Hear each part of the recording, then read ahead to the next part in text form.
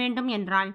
அனைத்தும் அறிந்தவன் என்றாலும் அங்கிருந்தவர்களுக்கு குந்தி தேவி எதற்காக அந்த வரத்தை கேட்டாள் என்பது புரிய வேண்டும் என்பதற்காக கண்ணனும் புரியாதவன் போல குந்தியை பார்த்து கேட்டான். அத்தை, எல்லோரும் இன்பமாக வாழ வேண்டும், சௌபாக்கியம் வேண்டும், என் பிள்ளைகள் நல்ல ஆரோக்கியத்துடன் எந்த குறையும் இல்லாமல் இருக்க வேண்டும் என்றுதான் வரம் கேட்பார்கள். ஆனால் நீயோ தினந்தோறும் ஒரு சிறு துன்பமாவது எனக்கு கிடைக்க வேண்டும் என்று வரம் கேட்கிறாயே என்றான். இதுநாள் வரையிலும் எனக்கு எப்போது துன்பம் நேர்ந்தாலும் நான் உன்னைத்தான் நினைத்துக் கொள்வேன். யுத்தம் காரணமாக இதுவரை நீ என்னுடன் இருந்தாய். உன்னை பார்த்து கொண்டிருந்ததிலேயே என் துன்பங்கள் எல்லாம் விலகிவிட்டன. இப்போது நீ என்னை விட்டு நீங்கி செல்வதாக சொல்கிறாய். ஆகையால் நான் உன்னை நினைக்காமல் இருந்துவிடக்கூடாதே என்ற அச்சம் என்னை அச்சுறுத்துகிறது. தினமும் ஏதாவது துன்பம் வந்தால் அதன் வாயிலாக உன்னை நினைத்து ஆறுதல் பட்டுக் கொள்வேன்.